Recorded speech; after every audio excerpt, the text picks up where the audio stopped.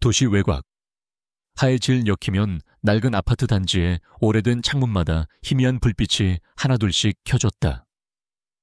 그 불빛 중 가장 작은 한 칸에 박선우 감가 살고 있었다. 22살.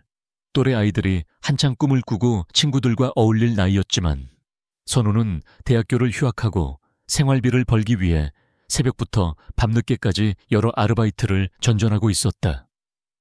그의 손은 또래 아이들보다 훨씬 거칠고 투박했으며 손톱 밑에는 지울 수 없는 기름때와 흙먼지가 늘 남아있었다. 그의 등에는 무거운 삶의 무게가 실려 있었지만 그의 눈빛은 맑고 흔들림이 없었다. 그 눈빛 속에는 오직 홀로 몸이 편찮으신 할머니를 모셔야 한다는 굳건한 책임감과 언젠가 할머니를 편안하게 해드릴 수 있으리라는 희미한 희망만이 담겨 있었다. 매일 아침 해가 뜨기도 전에 선우는 삐걱거리는 침대에서 조용히 몸을 일으켰다.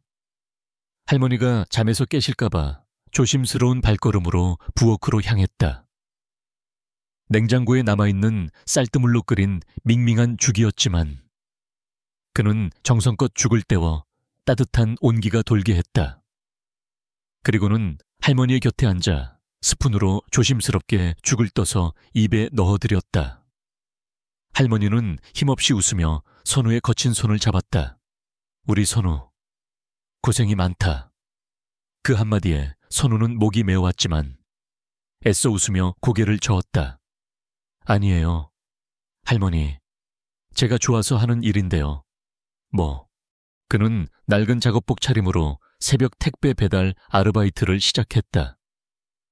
차가운 새벽 공기를 가르며 낡은 오토바이의 페달을 밟았다.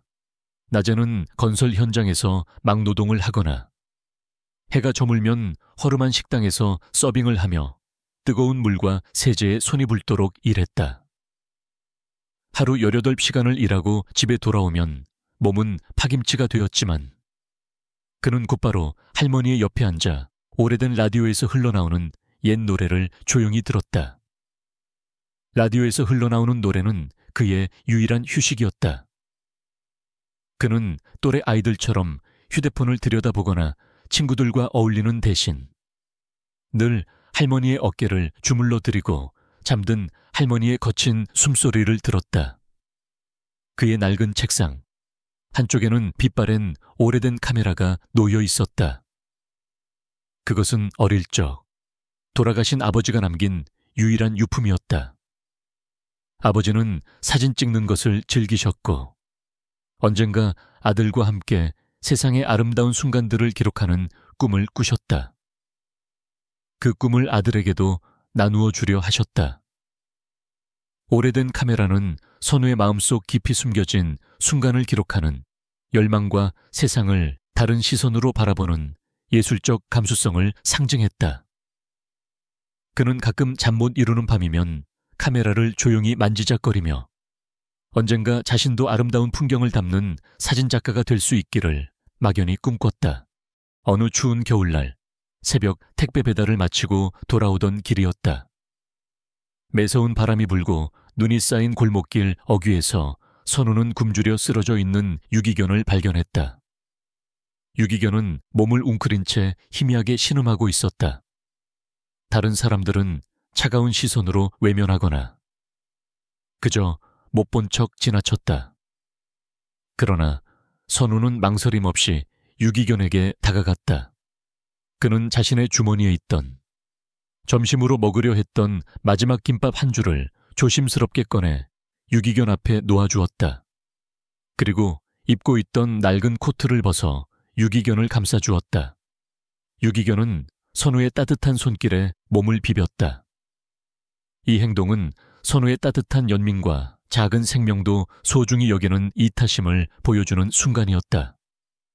그의 마음속에는 아무리 가난해도 나누고자 하는 따뜻한 마음이 가득했다.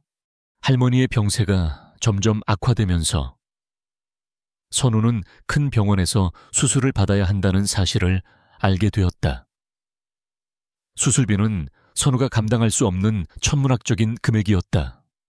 그는 절망했지만 할머니를 살리기 위해 무슨 일이든 해야 한다고 다짐했다. 그러던 중 폭설이 내린 날, 그는 외진 상일로 마지막 배달을 가게 되었다. 그 폭설 속의 산길에는 선우가 상상조차 할 수 없는 세계에 사는 사람이 있었다. 대한민국 최고 재벌 기업 제일그룹의 회장이자 사회공헌재단의 이사장인 윤지아는 중요한 사업 미팅을 위해 직접 차를 몰고 이동하고 있었다. 그녀의 차는 최신 기술로 무장되어 있었지만 갑작스러운 폭설 앞에서는 무용지물이었다. 그녀는 복잡한 가족관계와 제일그룹의 경영권 분쟁으로 인해 극심한 스트레스에 시달리고 있었다. 그녀는 늘 외로움과 압박감에 시달렸지만 겉으로는 강인하고 완벽한 모습을 유지해야 했다. 그녀의 마음속에는 돈으로 살 수 없는 진정한 행복과 의미를 갈구하는 갈증이 있었다. 그녀는 폭설 속에서 탈출구를 찾기 위해 필사적으로 노력하고 있었다. 그녀의 비서실에서는 연락 두절된 그녀를 찾기 위해 비상 상황에 돌입했지만 험한 산길은 접근조차 쉽지 않았다. 눈보라 속의 공기는 평온해 보였지만 곧 다가올 거대한 폭풍의 전조처럼 느껴졌다. 매서운 한파와 폭설이 몰아치던 밤이었다. 눈보라는 쉼없이 휘몰아쳤고 세상은 온통 하얀 눈으로 뒤덮였다. 박선우는 할머니의 병원비를 마련하기 위해 눈보라를 뚫고 고된 택배 배달을 하고 있었다. 낡은 오토바이는 미끄러운 눈길 위에서 위태롭게 흔들렸지만 선우는 굳게 핸들을 잡고 상한 지역에 있는 마지막 배달지를 향해 나아갔다. 그의 얼굴은 차가운 바람에 얼어붙을 듯 시렸고 온몸은 감각이 없을 정도로 추웠지만 그는 멈출 수 없었다. 할머니의 희미한 숨소리가 그의 귓가에 맴도는 듯했다. 상길을 한참 오르던 그때였다. 눈으로 뒤덮인 길가에 전복되어 있는 검은색 외제차 한 대가 그의 시야에 들어왔다. 차는 형체를 알아보기 힘들 정도로 심하게 찌그러져 있었고 앞 유리창은 산산조각 나 있었다. 선우의 심장이 쿵 하고 내려앉았다. 그는 낡은 오토바이를 길가에 세우고 조심스럽게 차에 다가갔다. 차 안을 들여다본 순간 그의 눈에 믿을 수 없는 광경이 펼쳐졌다. 운전석에는 한 여인이 의식을 잃은 채 쓰러져 있었다. 그녀의 얼굴은 새하얗게 질렸고 입술은 새파랗게 변해 있었다. 그녀는 바로 제일그룹의 회장 윤지아였다. 지아는 중요한 사업 미팅을 위해 직접 운전해서 이동하던 중 갑작스러운 폭설로 인해 사고를 당한 것이었다. 연락 두절된 그녀를 찾기 위해 제일그룹 비서실은 비상 상황에 돌입했지만 험한 산길은 폭설로 인해 접근조차 쉽지 않았다. 선우는 전복된 차 안의 지아를 발견하자마자 온몸이 얼어붙는 듯한 충격을 받았다. 그의 머릿속에서는 온갖 위험한 생각들이 교차했다. 병원비도 없는데 괜히 다친 사람을 돕다가 내가 다치면 할머니는 누가 돌보지? 이런 사고에 휘말리면 괜히 복잡해지는 건 아닐까? 경찰에 신고하고 그냥 지나갈까? 다른 사람이 구조하겠지. 그의 몸은 본능적으로 뒷걸음질 쳤지만 그의 눈은 지아의 창백한 얼굴과 희미한 숨소리에서 떨어지지 않았다. 매서운 눈보라가 그의 뺨을 때렸고 몸은 얼어붙을 듯 추웠다. 그는 몇 초간 망설였다. 그의 삶은 늘 고단했고 다른 사람의 일에 섣불리 나섰다가 더 큰 어려움에 처했던 경험도 있었다. 그러나 그의 눈에 비친 지아의 희미한 숨소리는 선우의 마음속에 강한 책임감을 불러일으켰다. 어릴 적 아버지가 선물해 주셨던 낡은 카메라가 그의 머릿속을 스쳐 지나가는 듯했다. 아버지는 늘 말씀하셨다. 선우야, 이 카메라로 세상을 담을 때 가장 소중한 것은 눈에 보이는 것이 아니라 마음으로 느끼는 것이다. 그리고 가장 소중한 순간은 생명을 지키는 순간이다. 그 아버지의 목소리가 귓가에 울리는 듯 했다. 그는 할머니의 병원비 걱정과 자신의 안전에 대한 두려움을 잠시 접어두고 지아를 돕기 위해 망설임 없이 차 밖으로 뛰어내렸다. 선우는 필사적으로 지아를 차 밖으로 꺼내려 했다. 그러나 차 문은 눈과 얼음으로 뒤덮여 꼼짝도 하지 않았다. 그는 온몸에 힘을 다해 차 문을 잡아당기고 얼어붙은 유리창을 부수려 했지만 역부족이었다. 꽁꽁 얼어붙은 손으로 차 문을 잡자마자 살이 찢어지는 듯한 고통이 밀려왔지만 그는 고통을 느낄 새도 없었다. 매서운 눈보라는 더욱 거세져 시야를 가렸고 천은 급격히 떨어졌다. 지아는 점점 더 의식을 잃어가는 듯했다. 그녀의 숨소리는 더욱 희미해졌다. 선우는 이대로 가다가는 자신마저 저천증에 쓰러질 수도 있음을 직감했다. 그의 머릿속에는 오직 눈앞의 생명을 구해야 한다는 절박함만이 가득했다. 어떻게든 이 여자를 살려야 해. 내 도움이 절실한데. 이대로 포기할 수 없어. 그는 주머니에서 낡은 휴대폰을 꺼내 구조대에 전화하려 했지만 산속 깊은 곳이라 전화조차 터지지 않았다. 그는 고립되었다. 누구의 도움도 받을 수 없는 절망적인 상황이었다. 이 알 수 없는 조나는 선우의 세계를 송두리째 흔들며 그를 예상치 못한 길로 이끌게 될 것이었다. 그와 지아는 차가운 눈보라 속에서 죽음의 그림자를 마주하게 되었다. 매서운 눈보라가 휘몰아치는 산속에서 박선우는 전복된 차 안에 갇힌 윤지아를 구하기 위해 필사적으로 노력했다. 차 문은 눈과 얼음으로 뒤덮여 꼼짝도 하지 않았고 지아의 희미해져 가는 숨소리는 선우의 마음을 더욱 조급하게 만들었다. 이대로는 안 돼. 다른 방법을 찾아야 해. 그의 머릿속은 복잡했지만 몸은 본능적으로 움직였다. 선우는 재빨리 차 트렁크 주변으로 가 눈을 헤치기 시작했다. 그의 손은 이미 감각이 없었지만 그는 아랑곳하지 않았다.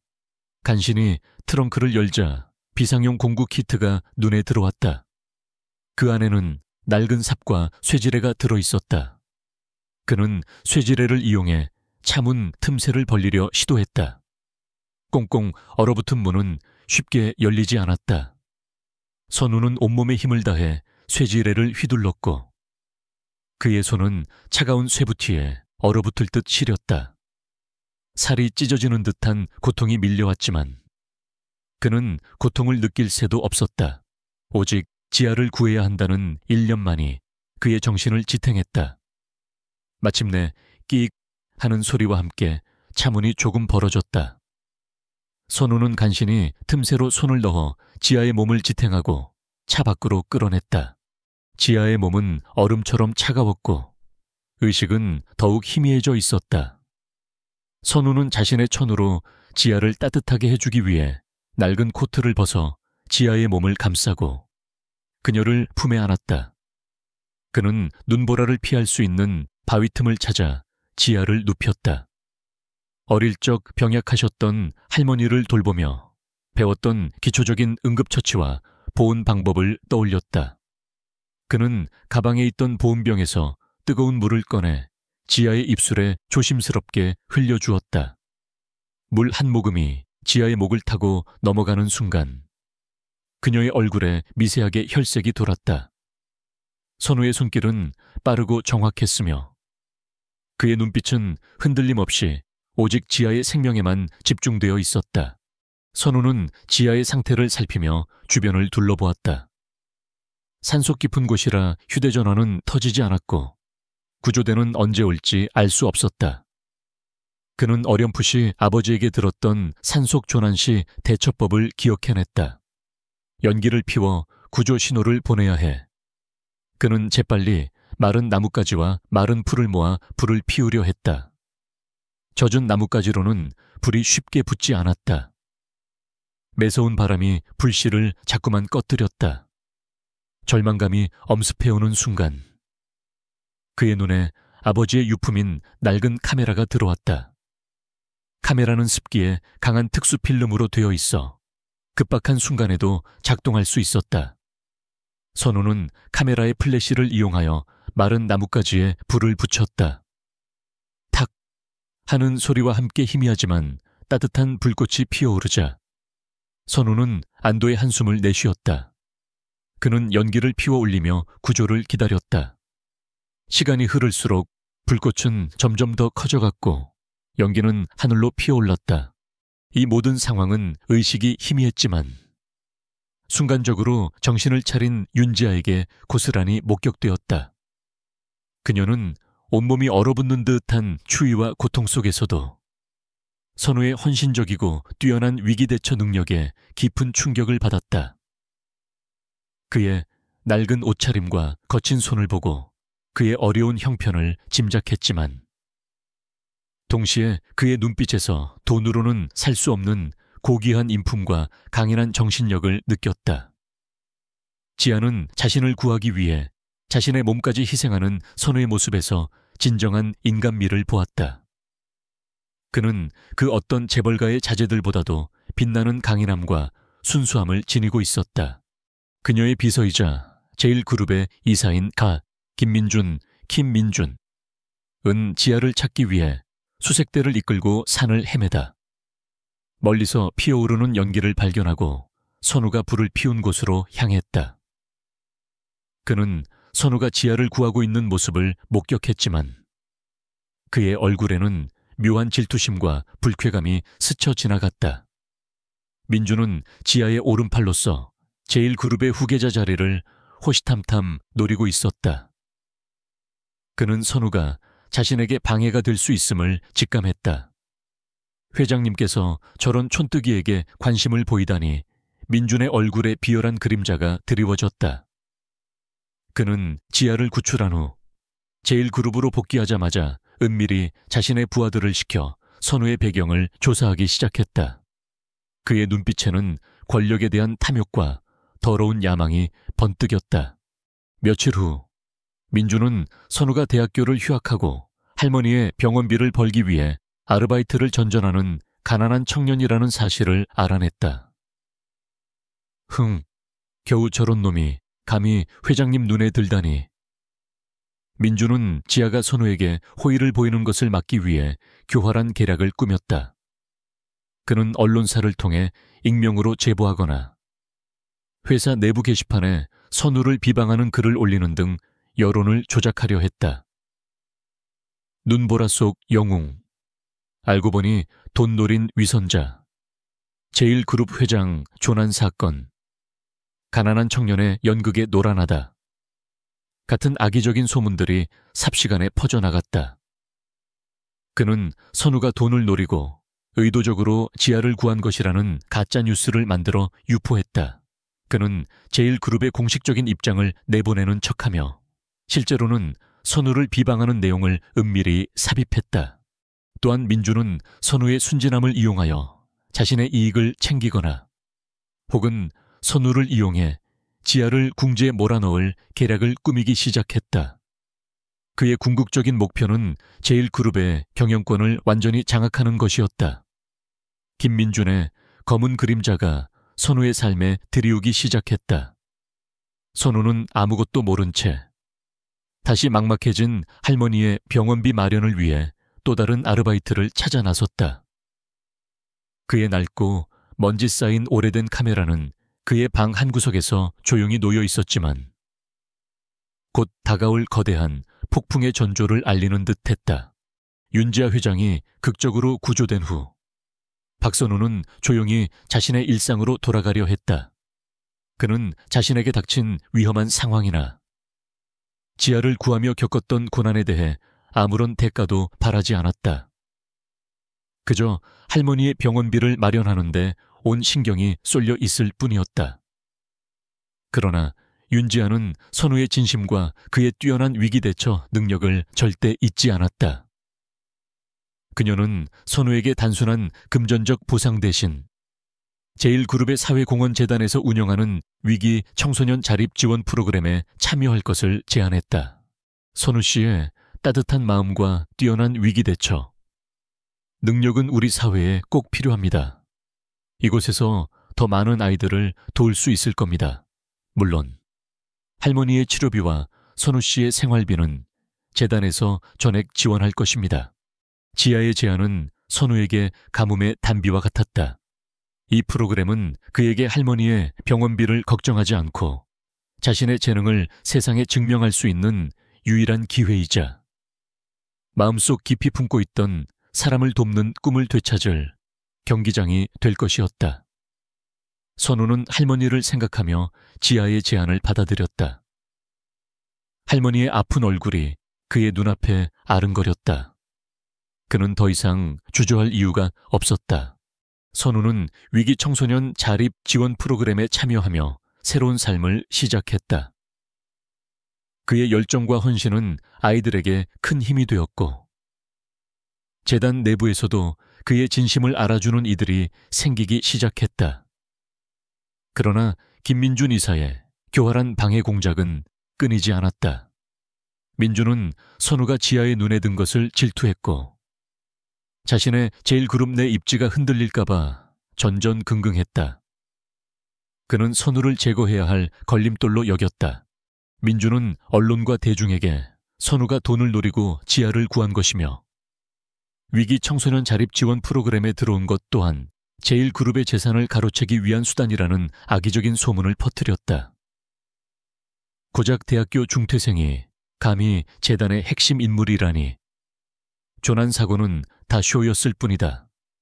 같은 비열하고 자극적인 기사들이 삽시간에 쏟아져 나왔다. 민주는 자신의 입김이 닿는 언론사들을 통해 끊임없이 선우를 비방하는 기사를 내보냈고 익명 게시판에 거짓 정보를 퍼뜨려 여론을 조작했다. 사람들은 선우를 의심의 눈초리로 바라보거나 그의 순수성을 비웃었다.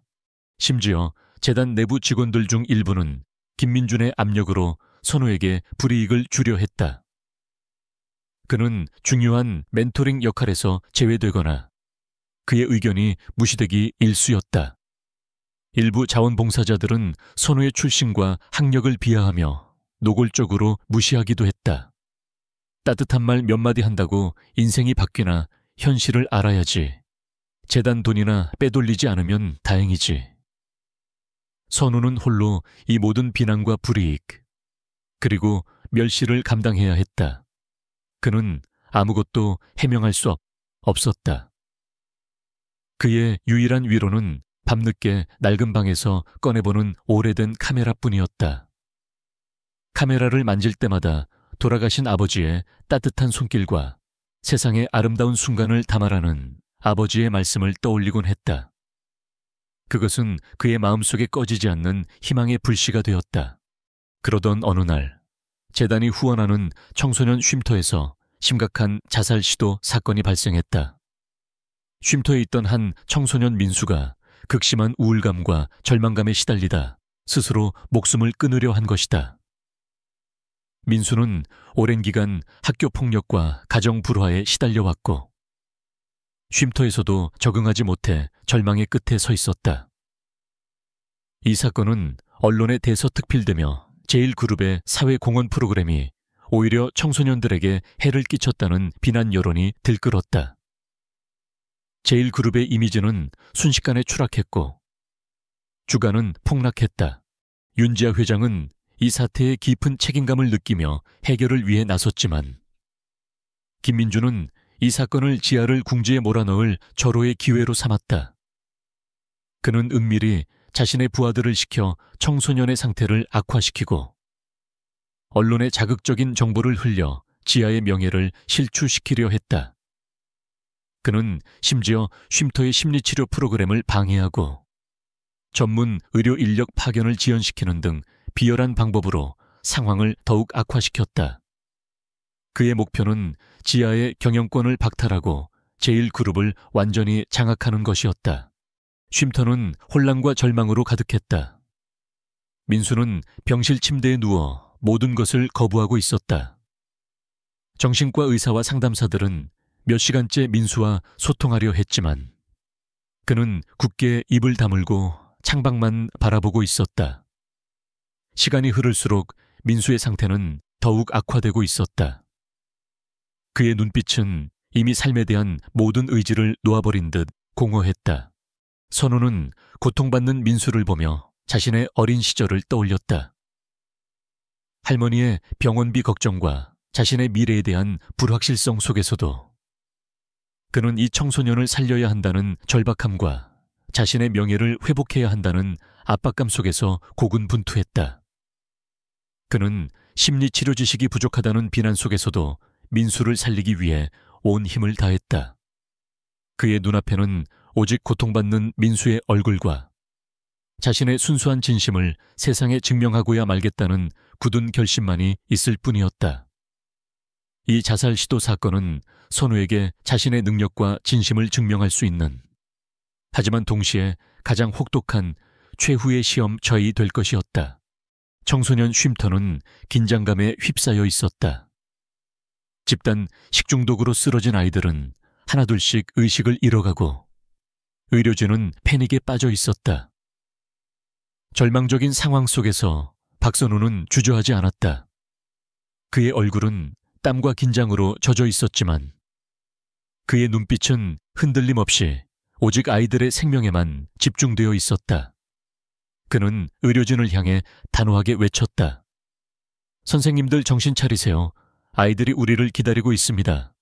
그의 목소리는 혼란에 빠진 의료진의 귓가를 파고들었다. 준호는 곧바로 아이들의 응급처치에 돌입했다. 그는 아이들의 증상을 정확히 파악하고 한정된 약품으로 최대한의 효과를 낼 수 있는 방법을 찾아냈다. 그의 손길은 빠르고 정확했으며 그의 지시는 명확하고 단호했다. 그는 과거 아버지에게 배웠던 응급처치 지식과 위급 상황에서 빛을 발하는 타고난 판단력을 발휘했다. 의료진은 그의 침착함과 전문적인 모습에 놀라 그를 돕기 시작했다. 한 아이가 심장마비 증상을 보이며 쓰러지자 준호는 망설임 없이 심폐소생술을 실시했다. 그의 임에는 땀방울이 송골송골 맺혔고 그의 팔은 후들거렸지만 그는 포기하지 않았다. 제발, 제발 버텨줘. 그의 입에서는 간절한 기도가 흘러나왔다. 심폐소생술에도 불구하고 아이의 심장 박동은 좀처럼 돌아오지 않았다. 의료진은 이미 2번이나 포기하려 했다. 준호 군, 이제 그만. 그때마다 준호는 고개를 저었다. 그의 눈은 아이에게서 떨어지지 않았다. 권혁진 전무는 멀리서 이 모든 상황을 지켜보며 회심의 미소를 짓고 있었다. 이제 끝이군. 강 회장도 끝이고 저 애송이도 끝이야. 모두 내가 조작했다는 사실은 영원히 묻히겠지. 바로 그때였다. 준호의 눈에 아이의 얼굴에 나타난 미세한 변화가 포착되었다. 희미하게 경련하는 눈꺼풀, 미약하게 떨리는 손가락. 그것은 생명의 마지막 불씨였다. 준호는 마지막 힘을 쥐어짜내 아이의 가슴을 다시 한번 압박했다. 살아야 해. 그의 심장이 터질 듯이 뛰었다. 이대로 포기할 수는 없어. 이 아이를 살려야 해. 내 진심을 보여줘야 해. 안다데 가사 딸은 아슈 마악골이 아기야 그 말에 가샤게. 그리고 마침내 기적처럼 아이의 심장이 미약하게 다시 뛰기 시작했다. 희미하지만 확실한 심장 박동 소리가 고아원 전체를 감쌌다. 의료진의 얼굴에는 경악과 함께 안도의 한숨이 터져 나왔다. 아이는 기침을 하며 의식을 되찾았고 다른 아이들 또한 준호의 지시 아래 적절한 처치를 받으며 점차 회복되기 시작했다. 준호의 활약 덕분에 집단 식중독으로 쓰러졌던 아이들은 모두 목숨을 건졌다. 이 모든 상황은 고아원에 급히 설치된 CCTV를 통해 강태성 회장에게 실시간으로 중계되고 있었다. 강 회장은 준호의 놀라운 능력과 극한의 상황 속에서도 빛을 발하는 헌신적인 모습에 깊이 감동했다. 그의 눈에서는 뜨거운 눈물이 흘러내렸다. 그는 즉시 이사회를 소집하여 권혁진의 모든 악행을 폭로했다. 권혁진이 식중독 사건을 악용하여 의료 인력을 축소하고 약품 공급을 고의적으로 지연시켰다는 명백한 증거들. 즉, 그의 통화 녹취록과 내부 고발자의 증언, 그리고 재단 자금 유용 내역까지 낱낱이 드러났다. 권혁진은 자신의 비리가 만천에 드러나자 얼굴이 창백해지며 그 자리에서 주저앉았다. 그의 오만했던 미소는 순식간에 사라지고 공포와 절망으로 일그러진 얼굴만이 남았다. 사람들은 권혁진에게 야유를 퍼부었고 미리 대기하고 있던 경찰은 즉시 그를 체포했다. 그의 비열한 음모는 결국 그의 몰락으로 이어졌다. 언론은 준호의 투혼과 권혁진의 악행을 대서특필하며 준호를 고아원의 영웅, 진정한 의사로 칭송했다. 그의 이야기는 모든 사람들에게 깊은 감동과 영감을 주었다. 병상에 있던 정소연은 뉴스를 통해 준호의 활약상을 접하고 눈물을 흘렸다. 그는 진정으로 순수한 사람이야. 그녀의 목에 걸려있던 AP그룹 로고가 새겨진 펜던트가 마치 그 펜던트의 무거움과 허세가 부질없음을 깨닫게 하듯 가볍게 느껴졌다. 준호의 명예는 회복되었고 그는 더 이상 할머니의 병원비를 걱정할 필요가 없게 되었다. 그의 낡은 종이 비행기 모형은 이제 그의 순수함과 희망의 상징처럼 빛나고 있었다. 그는 가장 혹독한 시험대 위에서 자신의 진정한 가치를 증명해냈다. 이사회장에서 벌어진 사건은 대한민국 사회에 큰 파장을 일으켰다. 김민준 이사는 자신이 저지른 모든 악행에 대해 법의 심판을 받게 되었다. 회사 예산 유용, 직원에 대한 부당한 음해와 해고 시도, 청소년 쉼터 자살 시도 사건을 악용한 심리치료 프로그램 방해 등 그의 비리는 명백한 증거들로 인해 낱낱이 드러났다. 결국 그는 제1그룹의 모든 직위와 재산을 몰수당한 채 장기 복역을 선고받았다. 그의 오만함과 탐욕은 결국 비참한 몰락으로 끝을 맺었다. 그를 따랐던 부하들 역시 책임을 피할 수 없었다. 제1그룹은 김민준과 연루된 모든 비리 세력을 일소하며 대대적인 개혁을 단행했다. 박선우를 비웃고 방해했던 재단 내부 직원들과 자원봉사자들은 언론을 통해 자신들의 잘못을 인정하고 선우에게 진심으로 사과했다. 그들은 선우의 진심과 능력을 보며 자신들의 편협한 시선을 뉘우쳤고 그를 존경하는 마음을 갖게 되었다. 선우 씨, 정말 죄송합니다. 저희의 어리석음으로 당신께 너무나 큰 고통을 드렸습니다. 그들의 사과는 선우의 마음에 작은 위로가 되었다. 선우는 그들의 사과를 겸허히 받아들였다. 그는 그들을 용서함으로써 자신 또한 평화를 찾을 수 있었다. 그의 마음속에는 더 이상 미움이나 원망이 남아있지 않았다.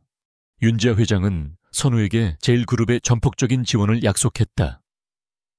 그녀는 선우에게 자신의 꿈이었던 사진작가로서의 전문적인 교육을 위한 모든 학비와 생활비를 지원하고 할머니의 치료비를 전액 부담했다. 선우 씨, 당신의 재능은 빛을 발해야 합니다. 제1그룹은 당신의 꿈을 지지하고 응원할 것입니다. 선우는 이제 더 이상 아르바이트를 전전하며 생활고에 시달릴 필요가 없게 되었다. 그의 할머니는 지아의 지원 덕분에 최고 수준의 치료를 받고 건강을 완전히 회복하여 병원에서 퇴원했다. 할머니의 얼굴에는 오랜만에 활짝 웃음꽃이 피어났다. 우리 선우 덕분이야. 네가 아니었다면 할미는... 선우는 할머니의 손을 꼭 잡았다. 선우는 할머니와 함께 제1그룹이 제공한 평화로운 새집에서 행복한 시간을 보냈다. 넓고 깨끗한 집에 들어선 할머니는 감격의 눈물을 흘렸고 선우는 그런 할머니를 보며 마음속 깊이 안도감을 느꼈다. 그동안의 고단함이 한순간에 씻겨 내려가는 듯 했다. 자살을 시도했던 청소년 민수는 선우의 도움으로 마음의 상처를 치유하고 새로운 삶을 시작했다. 선우는 민수의 멘토가 되어 그에게 사진을 가르쳤고, 민수는 사진에 대한 꿈을 키워나갔다. 제1그룹의 지원을 받아 사진을 전문적으로 배우게 된 민수는 과거의 어둠에서 벗어나 밝고 건강한 청년으로 성장했다. 그는 이제 선우의 가장 든든한 조수이자 어엿한 사진작가 지망생이 되어 있었다. 민수는 선우를 자신의 인생을 구해준 은인으로 여기며 깊이 따랐다. 몇 달 후, 선우는 제1그룹이 후원하는 새로운 청소년 예술 치유 프로그램의 발대식에 참석했다. 그는 이제 더 이상 낡은 옷을 입지 않았다. 깔끔한 정장 차림의 그는 지아 옆에 서서 환한 미소를 짓고 있었다. 그의 몸은 지식과 경험으로 더욱 단단해졌고, 그의 눈빛은 자신감과 따뜻함으로 빛났다. 강당에는 수많은 취재진과 재단 관계자들이 모여 있었다. 지아는 선우의 어깨를 두드리며 따뜻하게 말했다. 선우 씨, 당신은 내게 많은 것을 가르쳐 주었습니다. 돈으로는 살 수 없는 진정한 용기와 순수함이 무엇인지를. 당신은 우리 제1그룹에 새로운 가치를 심어주었습니다. 이제 제1그룹은 당신의 꿈을 지지하고 응원할 것입니다. 그녀의 목소리에는 진심이 담겨 있었다. 그녀는 선우를 통해 진정한 리더십과 사회적 책임을 깨달았다. 선우는 지아에게 진심으로 감사했다. 회장님, 저에게 이런 기회를 주셔서 감사합니다. 저는 이제 제가 가진 재능으로 세상에 좋은 영향을 주고 싶습니다. 저처럼 어려운 환경에 있는 아이들에게 희망을 주고 싶어요. 그의 방 한구석에 있던 오래된 카메라는 이제 지아의 집무실 한쪽에 소중히 보관되어 있었다. 지아는 카메라를 보며 선우의 순수함을 되새겼다. 카메라는 선우에게 과거와 현재, 그리고 미래를 잇는 징표였다.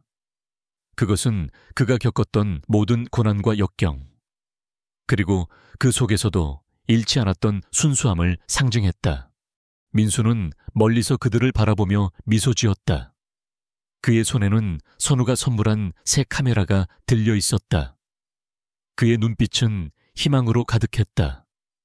지아와 선우의 관계는 신분을 초월한 진정한 우정과 신뢰, 그리고 사랑으로 발전하고 있었다.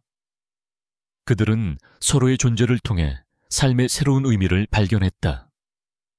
그들의 삶은 이제 물질적인 풍요를 넘어선 진정한 의미와 사랑, 그리고 타인을 위한 헌신으로 충만했다. 그들은 자신들의 길을 선택했고, 그 길 위에서 새로운 평화를 찾았다. 이 평화는 과거의 폭풍우를 견뎌낸 후에 찾아온 더욱 단단하고 아름다운 평화였다. 그들은 이제 함께 세상을 향해 한 걸음씩 나아가고 있었다. 시간은 강물처럼 흘러 10년이라는 세월이 흘렀다. 박선우는 더 이상 과거의 아픔에 갇힌 가련한 소년이 아니었다. 그는 이제 대한민국을 넘어 전 세계적으로 존경받는 사진작가이자 재능 기부의 아이콘, 희망의 등대가 되어 있었다. 그의 얼굴에는 고통과 절망 대신 깊은 지혜와 온화한 미소가 늘 자리했으며, 그의 눈빛은 자신감과 따뜻함으로 빛났다. 그의 주머니에는 늘 작은 종이, 비행기 모형이 조용히 들어있었다. 그것은 그가 걸어온 고난의 길과 그 길 위에서 얻은 소중한 깨달음, 그리고 그를 지켜준 변치 않는 순수한 열정과 희망을 상징하는 훈장처럼 빛나고 있었다.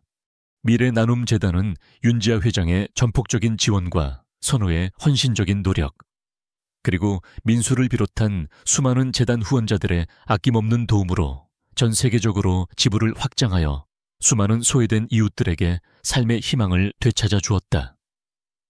선우는 재단을 통해 학대 피해자들을 위한 상담 및 치료 지원, 법률 지원은 물론 그들의 자립을 돕는 직업교육 프로그램을 개설하고 사회에 다시 설 수 있도록 아낌없이 지원했다.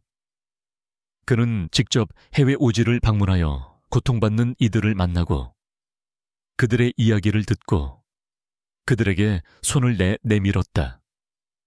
그의 진심 어린 위로와 지지는 많은 이들에게 큰 힘이 되었고, 그의 이야기는 수많은 사람들에게 용기와 영감을 주었다. 그의 곁에는 여전히 든든한 조력자들이 함께했다. 그의 할머니는 평화롭게 여생을 보내시다. 선우와 지아의 보살핌 속에서 편안하게 눈을 감으셨다. 그녀는 선우가 훌륭한 사람으로 성장하고 행복한 삶을 사는 모습을 보며 세상에서 가장 행복한 할머니였다고 말했다. 할머니의 맑은 미소는 선우에게 언제나 큰 힘이었다. 윤지아는 건강을 완전히 회복하고 제1그룹의 경영을 안정적으로 이끌며 동시에 사회공헌재단의 활동을 더욱 확장하는 데 헌신했다. 그녀는 더 이상 부모님의 엄격한 통제에 갇힌 재벌가의 딸이 아니었다. 그녀는 자유롭고 독립적인 여성으로 성장하여 자신의 삶을 주체적으로 이끌었다. 그녀와 선우는 서로의 가장 든든한 동반자이자 인생의 길잡이가 되었으며 그들의 변치 않는 사랑은 많은 이들에게 귀감이 되었다. 민수는 선우의 가르침과 지아의 지원 아래 세계적으로 유명한 사진작가가 되었다. 그는 선우와 함께 미래 나눔 재단의 사진교육 프로그램을 이끌며 자신처럼 꿈을 이뤘던 청소년들에게 희망을 주었다. 그는 선우의 뒤를 이어 재단의 핵심 인물로 성장했고, 선우와 함께 전 세계를 다니며 아이들에게 카메라를 선물하고 사진을 가르쳤다. 그의 사진 속에는 세상의 아름다움과 희망이 고스란히 담겨 있었다.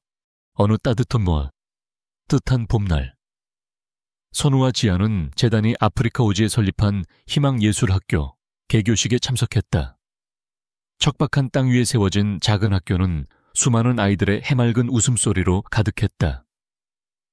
운동장에는 선우처럼 낡은 옷을 입은 아이들이 환호성을 지르며 뛰어놀고 있었다. 선우는 학교 강당에서 수많은 아이들과 주민들에게 연설했다. 그의 목소리에는 희망과 용기가 가득했다.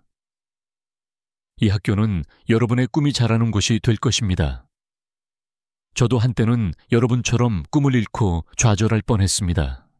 하지만 포기하지 않았습니다. 여러분도 절대 포기하지 마세요. 여러분의 삶에도 반드시 두 번째, 봄 조우이 찾아올 겁니다. 그는 아이들 한 명 한 명을 따뜻하게 안아주고 그들에게 새 학용품과 카메라를 선물하며 희망의 씨앗을 심어주었다. 아이들의 눈빛은 미래에 대한 기대로 반짝였다. 개교식이 끝난 후 선우와 지아는 학교 옥상에 함께 서서 붉게 물드는 석양을 바라보았다. 멀리서 들려오는 아이들의 웃음소리가 봄바람에 실려왔다. 지아는 선우의 손을 잡으며 조용히 미소 지었다. 선우 씨, 당신은 내게 진정한 삶의 의미를 알려주었어요. 함께 세상을 변화시킬 수 있다는 것을요. 선우는 지아의 어깨를 감싸 안으며 그녀의 머리를 쓰다듬었다. 그의 주머니에는 이제 작은 종이 비행기 모형 대신 할머니가 돌아가시기 전 직접 만들어주신 작은 십자가 목걸이가 소중히 들어있었다.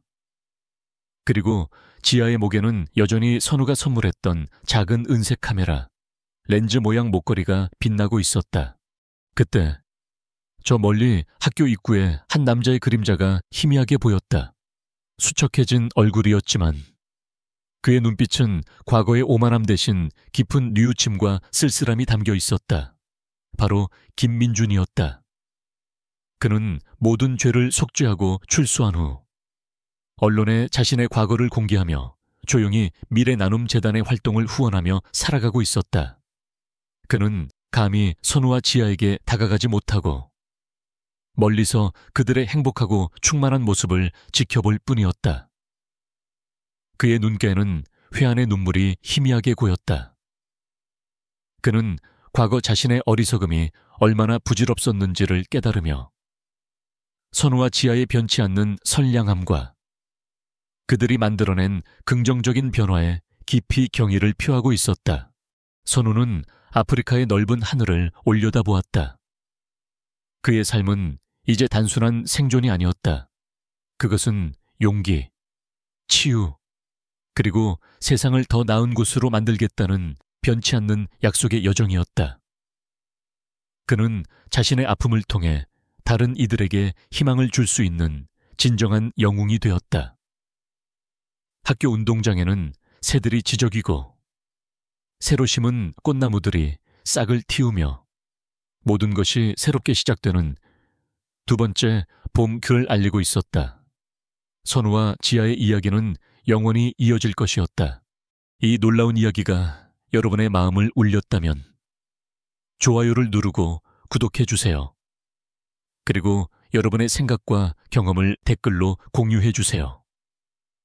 여러분의 작은 관심이 세상을 변화시키는 큰 힘이 됩니다.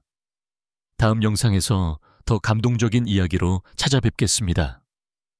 감사합니다.